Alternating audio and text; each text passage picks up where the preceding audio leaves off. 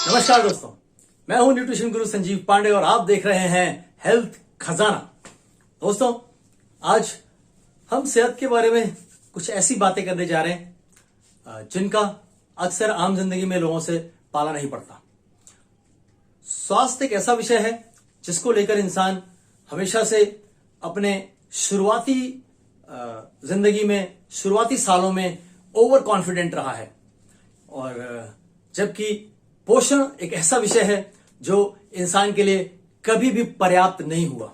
लेकिन क्योंकि शुरुआती सालों में शरीर बहुत ही चुस्त दुरुस्त अवस्था में रहता है, प्रकृति की ऐसी व्यवस्था है, इसलिए अक्सर इंसान इस गलतफहमी का शिकार हो जाता है कि वो जो कुछ भी कर रहा है, जो कुछ भी अपने शरीर को दे रहा है, वो पर्याप्त है, और इसके पीछे एक फॉल्स ईगो डेवलप कर लेता है कि जो मैं सोचता हूं, जो मैं जानता हूं, वही पर्याप्त है, और इसका खामियाजा आगे चल के तमाम तरह की शारीरिक तकलीफों के रूप में भुगतना पड़ता है। दोस्तों, आज हम बात करेंगे जिस विषय पर, वो है वसा। वसा जिसे अंग्रेजी में फैट कहा जाता है, जिसे ज्यादातर लोग एक नेगेटिव फॉर्म में लेते हैं, यानी कि फैट बहुत ही बदनाम है। हम बात करेंगे आज और ये जानेंगे कि क्या जो गलती है फैट जिसके लिए बदनाम है, वो गलती उसकी है या हमारी। तो आइए बात शुरू करते हैं।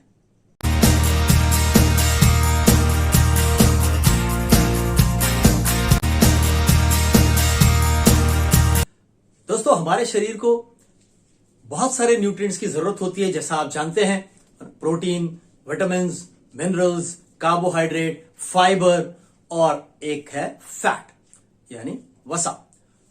फैट दो तरीके का हमारे शरीर की आवश्यकता होती है, एक जिसे हम ओमेगा 3 कहते हैं और दूसरा ओमेगा 6। ये दोनों फैटी एसिड्स कहलाते हैं न्यूट्रिशन की भाषा में। तो ये जो फैट है, ओमेगा 3 और ओमेगा 6, ये दोनों हमारे शरीर की आवश्यकता है, और प्रकृति ने कुछ इस तरीके से संजोया है कि हमारे शरीर को दोनों का बैलेंस चाहिए होता है। बैलेंस यानी ओमेगा 3 अगर 1 मान लें तो ओमेगा 6 5 से 8 के बीच होना चाहिए, यानी 1:5 to 8। लेकिन हमारे आज के खान पान में इसका जो रेशियो है वो करीब 1:80 to 90 पहुंच गया है। और इसका कारण ये कि आज हमारी जो जीवन शैली है, उसमें जो कुछ भी खान पान है हमारा, उसमें जितनी चिकनाई हम इस्तेमाल कर रहे हैं, तेल, घी, मैदे से लेकर तमाम तरह की चिकनी चीजें हम खा रहे हैं, तो जितनी चिकनाई शरीर में जा रही है वो सब ओमेगा 6 से ओवरलोडेड है। और यही ओमेगा 6 आज हमारे लिए बैड फैट बन गया है। अब आप ये बताइए कि क्या फैट बुरा है या हम बुरे हैं? हमने क्या किया, ओमेगा 3 और ओमेगा 6 का जो रेशियो है उसको न सिर्फ बिगाड़ दिया, बहुत बुरी तरह से बिगाड़ दिया है। तो अगर ओमेगा 6 बहुत मात्रा में आ रहा है तो अब हमारे पास जो इलाज बचता है वो ये कि थोड़ा ओमेगा 6 को कंट्रोल करें और थोड़ा ओमेगा 3 को बढ़ाएं।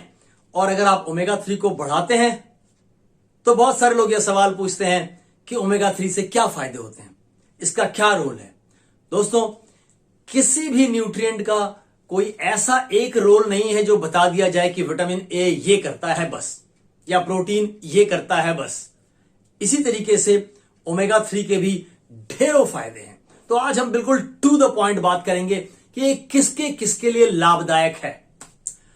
ज्यादातर लोग न्यूट्रिशन के बारे में या हेल्थ के बारे में तभी बात करते हैं जब हेल्थ बिगड़ जाती है, तो पहले बिगड़े हुए से ही शुरू करते हैं, राइट। तो सबसे पहले अर्थराइटिस यानी गठिया के मरीजों के लिए ओमेगा 3 क्या करता है, वो उन्हें दर्द से बहुत आराम पहुंचाता है। कैसे? जो जोड़ों में उनके स्वेलिंग हो जाती है, सूजन होती है, उसको एकदम कम कर देता है बहुत तेजी से, और सूजन कम होने की वजह से दर्द में राहत हो जाती है। अस्थमा के पेशेंट्स के लिए ओमेगा 3 बहुत ही कारगर चीज है। क्यों? क्योंकि वो उनका जो लंग फंक्शन है, सांस लेने का जो तंत्र है, लंग फंक्शन है, जो ब्रीदिंग फंक्शन है, उसको ड्रास्टिकली इंप्रूव कर देता है, उसमें कमाल का इंप्रूवमेंट लाता है, जिससे उन्हें सांस लेने में आसानी होने लगती है। इसी तरीके से अल्सर, कोलाइटिस, आईबीडी, इन तरह की तकलीफों में वो जो पेन है, जो दर्द है जिसके थ्रू वो पेशेंट गुजरते हैं, उसमें बहुत कमी कर देता है, क्योंकि अगेन स्वेलिंग रिड्यूस करता है, और दूसरा उनकी ब्लीडिंग बहुत रिड्यूस हो जाती है। इसके बाद बात करें हार्ट पेशेंट्स की। हार्ट डिजीज के पेशेंट के लिए कमाल की चीज है ओमेगा 3। क्यों? क्योंकि वो उनका ट्राइग्लिसराइड और कोलेस्ट्रॉल लेवल नीचे ले आता है, जिससे उन्हें बहुत राहत हो जाती है। अगर बात करें हाई ब्लड प्रेशर के पेशेंट्स की, एक बार फिर जब ट्राइग्लिसराइड लेवल और कोलेस्ट्रॉल लेवल्स नीचे आएंगे तो जाहिर सी बात है हाई ब्लड प्रेशर के पेशेंट को भी बहुत राहत मिलेगी, उनका बीपी अपने आप ही नीचे आने लग जाएगा।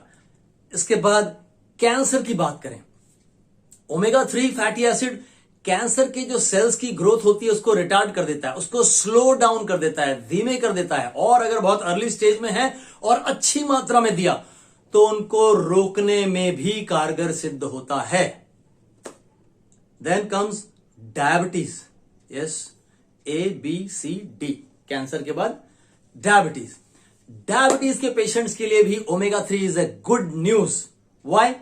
क्योंकि डायबिटीज के पेशेंट्स का जो ब्लड शुगर लेवल है खून की नलियों में वो हाई रहता है, और इसकी वजह से खून की नलियों की जो अंदर की दीवार है उसमें नुकसान पहुंचता रहता है, और कभी कभी ये डैमेज इस तरह का होता है कि वो रिकवर भी नहीं हो पाता। लेकिन ओमेगा 3 उन वॉल्स को प्रोटेक्ट करता है। जो ब्लड वेसल्स हैं, खून की नलियां, उनकी जो दीवार है उसकी लाइनिंग ओमेगा 3 उसको प्रोटेक्ट करता है, जिससे वो डैमेज होने से बचता है, और इस तरीके से उनको हेल्प मिलती है। इसके बाद जो इंसुलिन का फंक्शन है उसमें बहुत ही सिग्निफिकेंट इंप्रूवमेंट लेकर आता है। जो इंसुलिन का एक्शन है उसको बहुत सिग्निफिकेंटली इंप्रूव कर देता है ओमेगा 3। इस तरीके से डायबिटीज के पेशेंट्स के लिए एक कमाल की चीज है वो। Then comes PMS, pre menstrual syndrome. महिलाओं को, लड़कियों को जो उनका मासिक धर्म है वो आने के पहले ही काफी सारी तकलीफों से गुजरना पड़ता है। बहुत से केसेस में बहुत सीवियर पेन होता है, स्वेलिंग होती है, इस तरह की तकलीफों से गुजरना पड़ता है। ओमेगा 3 इन सब सिम्टम्स को खूब अच्छे से रिड्यूस कर देता है, दर्द से बहुत रिलीफ दिला देता है। तो बहुत सारी लेडीज को उस टाइम पर जब उनके मेंसेस आने वाले हों उसके पहले थोड़ा अगर ओमेगा की डोज बढ़ा देंगे तो बहुत आराम से रह पाएंगे। देन ब्रेन फंक्शन, ब्रेन के लिए कमाल की चीज है ओमेगा 3। जब बच्चा मां के पेट में होता है, उसके डेवलपमेंटल स्टेजेस में जब ब्रेन बन रहा होता है तो ब्रेन का 60% टिश्यू ओमेगा 3 फैटी एसिड से बनता है। इस तरीके से इसके बाद भी बचपने से अगर बच्चों को ओमेगा 3 देंगे तो उनका मेंटल डेवलपमेंट बहुत बेहतर होता है। अगर मेंटल डेवलपमेंट बेहतर कर सकता है तो जाहिर सी बात है कि जो मेंटल प्रॉब्लम वाले पेशेंट्स हैं उनको भी बहुत रिलीफ पहुंचाएगा। और मेरे पास तो कुछ ऐसे केसेस हैं कि बच्चे का पूरा हार्ड डिस्क फॉर्मेट हो गया है ना, उसकी मेमोरी पूरी तरह से चली गई, लेकिन ये ओमेगा 3 उसको पूरी तरीके से रिकवर करने में बहुत मदद किया। एंड देन योर स्किन, है ना, आपके स्किन के लिए A1 चीज है, स्किन का ग्लो, है ना, जो शाइन है चेहरे पे वो आपको दिखाई देगी अगर ओमेगा 3 आपके शरीर में पर्याप्त होगा। तो आपकी आईसाइट, आंखों के लिए A1 चीज है ओमेगा 3। अगर ओमेगा 3 के लेवल्स अच्छे हैं तो आपकी आईसाइट लंबे समय तक फैंटास्टिक कंडीशन में रह सकेगी। दोस्तों, ये कुछ चीजें मैंने आपको बताई जहां आप डायरेक्ट इंप्रूवमेंट देख सकते हो। देन एक ऐसा पॉइंट है जो मैं आपको बताऊंगा तो आप कहोगे कि ऐसे कैसे संभव है, सब कुछ इसी से होता है क्या? यह सब कुछ इसी से होता है। हमारे जो सेल्स हैं, हमारे शरीर की जो सबसे छोटी इकाई है, सेल्स की जो आउटर वॉल है, ओमेगा 3 डायरेक्टली उसमें एब्जॉर्ब हो जाता है और उसको एक प्रोटेक्टिव कवरिंग देता है, उसको एक कुशन प्रोवाइड करता है। यानी हर एक सेल जो आपकी बॉडी में बन रहा है वो बेहतरीन हो सकता है अगर आपकी बॉडी में ओमेगा 3 का लेवल बहुत अच्छा है तो। और अगर हम बात करें कि जो मेंटल प्रॉब्लम्स लोग फेस कर रहे हैं आज की तारीख में, बहुत आप अगर देखेंगे तो डिप्रेशन, एंजाइटी, इस तरह की चीजों में ऐसे पेशेंट्स को बहुत रिलीफ पहुंचाता है ओमेगा 3। देन एक और प्रॉब्लम डिस्कस कर लेते हैं, उसको आज के दौर में ADHD कहा जाता है। ADHD is attention deficit hyper activity disorder. ये बच्चों में मोस्टली पाई जाती है। अटेंशन डेफिसिट यानी जब कोई उनकी तरफ ध्यान नहीं दे रहा उस समय वो हाइपर एक्टिव हो जाते हैं, है ना। घर में मम्मी पापा के फ्रेंड्स आ गए और वो लोग आपस में बैठ के बात कर रहे हैं और तब तक बच्चे ने सारा उलट पलट करके रख दिया, एकदम मिसबिहेव करने लग गया बुरी तरह से। That is called ADHD, attention deficit hyper activity disorder. इस डिसऑर्डर को क्योर करने में ओमेगा 3 का बहुत बड़ा रोल है। तो दोस्तों, मैंने आपको कुछ डायरेक्ट इंप्लीकेशंस बता दिए ओमेगा 3 के। अगर आपकी बॉडी में ओमेगा 3 का लेवल अच्छा है तो मैं आपको जो ओमेगा 3 रिकमेंड करता हूं that is salmon omega 3, Nutrilite salmon omega 3। एक सैल्मन ओमेगा सॉफ्ट जेल में अराउंड 1000 मिलीग्राम्स आपको जो है फिश ऑयल मिल जाता है। और अगर आप डायरेक्टली ये समझना चाहें कि किस प्रॉब्लम में क्या डोज होना चाहिए, मैं आपको एक मोटा आइडिया देता हूं जिसके जरिए आप बात को समझ पाएंगे और फर्दर आपको जो आपकी इंक्वायरी हो वो आप मेरे से इस वीडियो के डिस्क्रिप्शन में जो कॉन्टैक्ट डिटेल्स दी गई हैं वहां व्हाट्सएप के जरिए आप मेरे से कॉन्टैक्ट कर सकते हैं और अपने लिए आपके लिए क्या बेहतर है वो जान सकते हैं। तो एक soft gel gives you 1000 milligrams. Then asthma वाले या अर्थराइटिस वाले पूछें कि तो फिर हमें कितना लेना चाहिए। अर्थराइटिस वालों के लिए 2000 to 6000 मिलीग्राम्स जैसी कंडीशन में वो हैं, है ना। जिस तरह की तकलीफ है ज्यादा तो ज्यादा, यानी कि 1 से लेके 6 सॉफ्ट जेल तक बहुत ज्यादा तकलीफ है तो। देन अस्थमा के लिए 1000 to 2000 मिलीग्राम्स, और ज्यादा क्रिटिकल है तो 3000 मिलीग्राम्स जा सकते हैं as per requirement. Pre menstrual syndrome PMS वालों के लिए अराउंड 2 सॉफ्ट जेल्स यानी 2000 मिलीग्राम्स। स्किन बेहतर चाहिए तो once again 2000 milligrams. High blood pressure की शिकायत है तो 3000 to 4000 मिलीग्राम्स यानी 3 से 4 सॉफ्ट जेल एक दिन में लेने होंगे। हाई बीपी की शिकायत, हाई बीपी की बात हमने कर ली।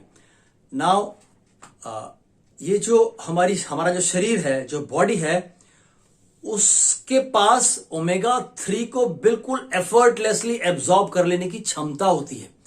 इस वजह से ओमेगा 3 इतना बेहतर परफॉर्म कर पाता है।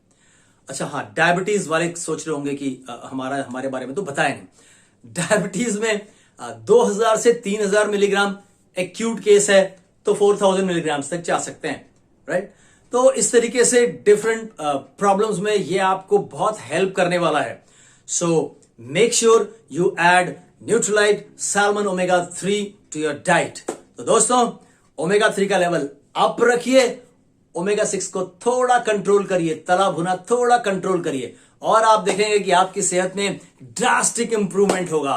तो स्वस्थ रहिए, मस्त रहिए। जय हिंद।